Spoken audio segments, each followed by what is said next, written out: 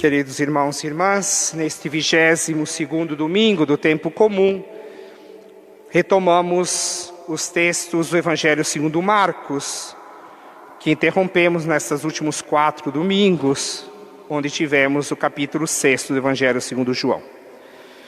E agora Marcos nos acompanhará até a celebração de Cristo, Rei e Senhor do Universo, no final do mês de novembro. Hoje também temos na Igreja Católica o dia do catequista, o dia da catequista. Então queremos louvar a Deus pela vida de todos os que na missão de catequista servem o próximo e dão o seu testemunho de missão e de evangelizadores. O que a palavra de Deus nos ensina hoje?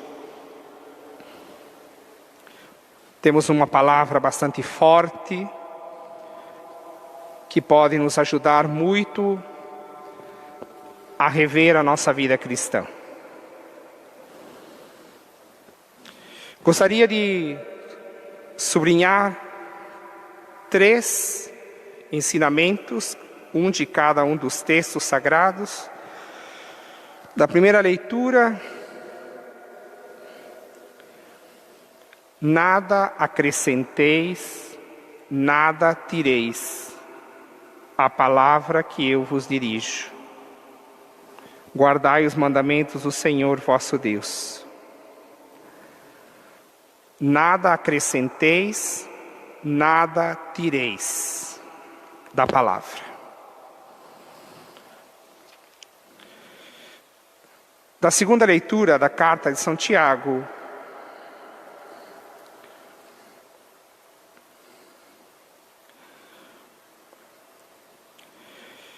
sede praticantes da palavra, não meros ouvintes, enganando-vos a vós mesmos. Repetindo. Sede praticantes da palavra, não meros ouvintes, enganando-vos a vós mesmos. Do Evangelho segundo Marcos.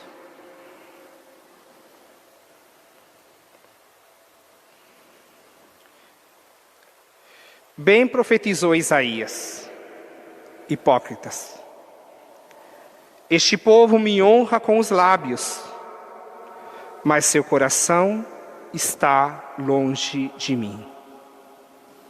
Repetindo.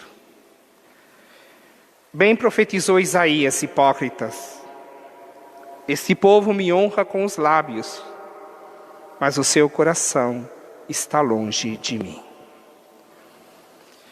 Com esses 3 ensinamentos básicos da Escritura, meditemos então o ensinamento do Senhor, recordando também o Salmo.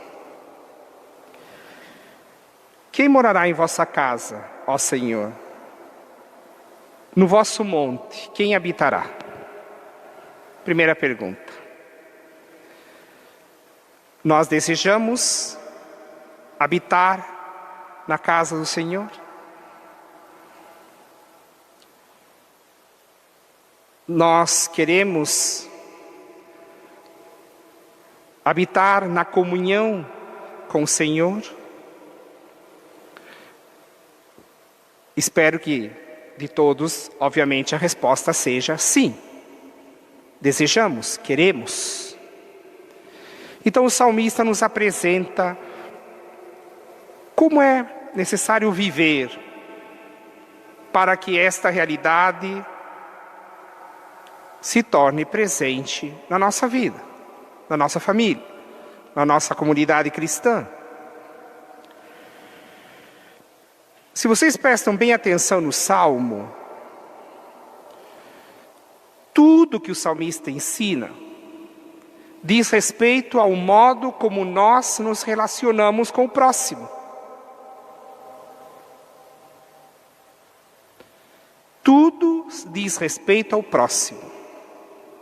Então, a palavra está nos ensinando que para viver em comunhão com Deus e para habitar na sua morada, tem um caminho.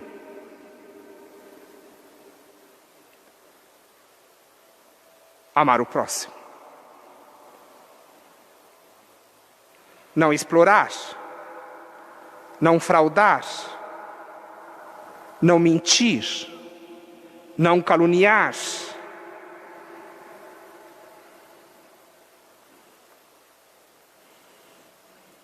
Esse é o desejo do salmista. Mas nós, cristãos, recebemos algo que nos coloca numa condição muito melhor do que o salmista. Como assim, padre? O salmista deseja habitar na casa de Deus. E nós cristãos cremos que o Pai, por meio do seu Filho, nos concedeu o seu Espírito que habita em nós. E pelo Espírito que recebemos no batismo, que confirmamos na nossa crisma e que é renovado permanentemente todas as vezes que recebemos o corpo de Cristo, todas as vezes que oramos individualmente ou comunitariamente, todas as vezes que praticamos a justiça e a caridade, o Espírito de Deus se renova em nós. E nós somos o santuário vivo de Deus. Então, para viver em comunhão com Deus na sua morada, é preciso encontrar Deus dentro de nós.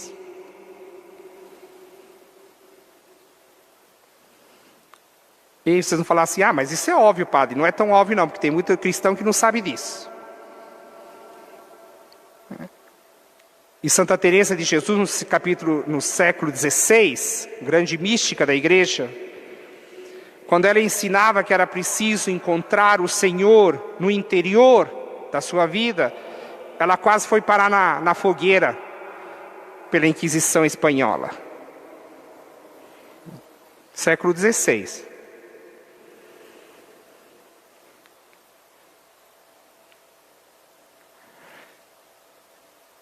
Tomando então o Evangelho segundo Marcos.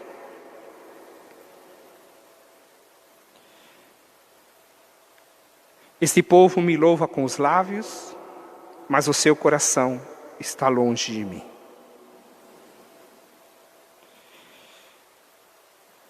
Mas os judeus faziam muitas práticas para a purificação. O evangelista enumera uma lista. Só que Jesus diz, é inútil se purificar externamente, porque a autêntica purificação é aquela do coração. Porque é do coração que nascem todas as maldades.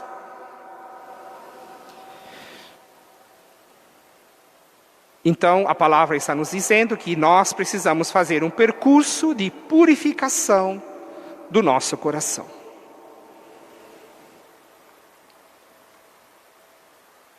E aí vem a pergunta: como nós podemos nos purificar de uma forma autêntica e verdadeira?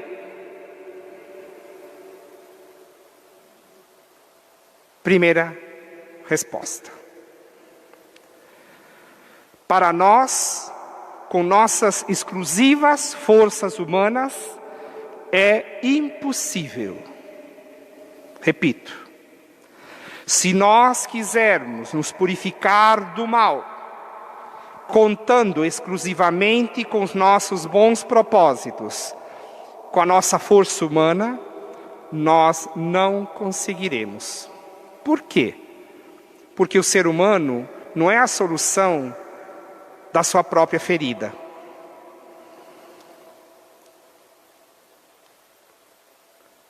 E quando nós falamos de salvação que vem de Deus, é o Senhor que nos oferece a salvação. É o Senhor que nos oferece o perdão. É o Senhor que nos dá algo que nos torna capazes de trilhar um caminho de purificação do coração. Então, para nós, com nossas próprias forças, é impossível. Mas vem o segundo ensinamento. Precisamos de uma graça extraordinária, de uma graça sobrenatural. E esta graça o Senhor já nos deu. É justamente o Espírito de Deus que habita em nós. O Espírito do Senhor que nos torna moradas do Altíssimo. O Espírito de Deus que moveu Jesus, que o conduziu, é o mesmo Espírito que nós recebemos. E a ação do Espírito na nossa vida, unido à nossa vontade de sermos purificados, percebam que é preciso o encontro da graça sobrenatural de Deus e da vontade humana. Qual é o coração puro e o que significa ter um coração puro?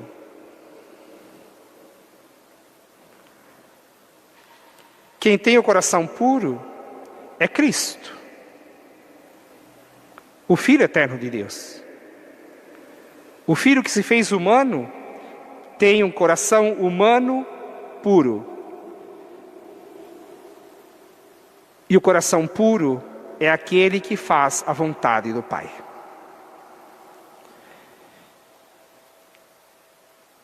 Quem vive a vontade do Pai, movido, impulsionado e sustentado pelo Espírito de Deus, que habita em nós, que não está fora de nós, nós podemos fazer um percurso de purificação. E aí então vale o ensinamento da segunda leitura da carta de São Tiago. A religião que agrada a Deus é aquela que assiste órfãos e viúvas em suas tribulações. Vejam bem, a religião que agrada a Deus é aquela que assiste órfãos e viúvas em suas tribulações.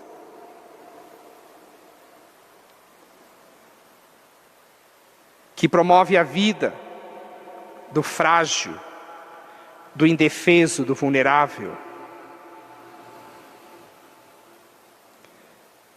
Daquele que promove a paz.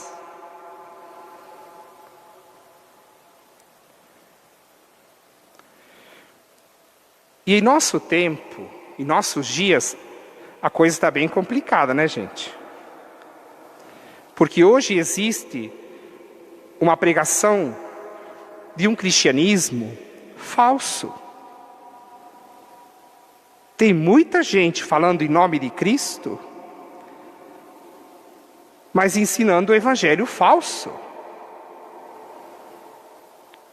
Porque é um cristianismo violento, é um cristianismo cheio de ódio, um cristianismo que quer dizimar todos os pobres. Se velho morrer está muito bom, porque só atrapalha. Mas depois louvam a Deus com os lábios, mas o coração está muito longe de Deus. Que o Senhor nos purifique e não nos faça cair na mentalidade do mundo, como diz a carta de São Tiago, iludindo-nos com aquilo que o mundo nos promete, mas que não serve a Deus. Comecemos em nossa casa, promovamos em nossa família a cultura do encontro, do reconhecimento da dignidade humana, da verdade, do cuidado com os idosos, do amor às crianças. E aí construiremos uma nação nova, uma igreja nova, que proclama o reino de Deus e que está a serviço de Deus. Não nos iludamos.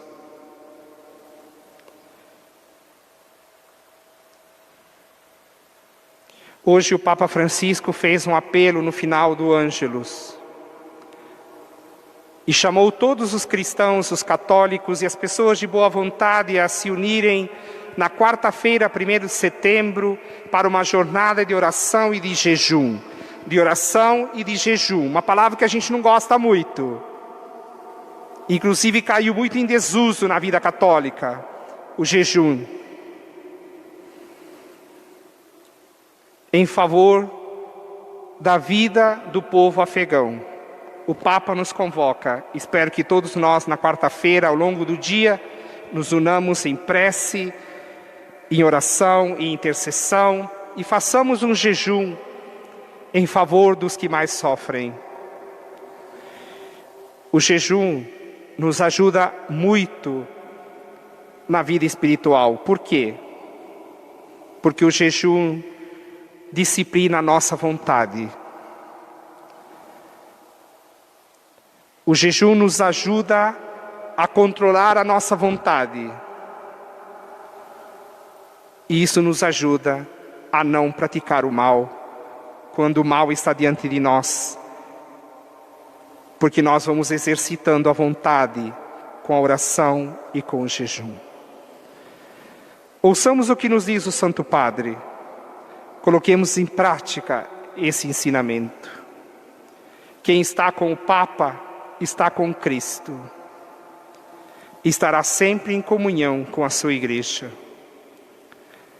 Queridos irmãos, nunca o mundo precisou tanto de cristãos autênticos que se deixam purificar pelo Espírito de Deus e que acolhem com decisão, com coragem, este percurso para vencer toda a maldade que nasce no coração humano rebelde à vontade divina.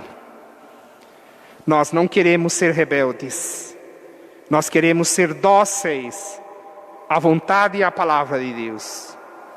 Nós queremos viver na graça do Espírito que habita em nós. E o Espírito do Senhor nunca nos impulsionará a algo que seja contrário ao amor ao próximo. Nunca o Espírito de Deus impulsionará a violência e ao ódio. Fiquemos atentos. Nos discursos de violência e de ódio não está Deus.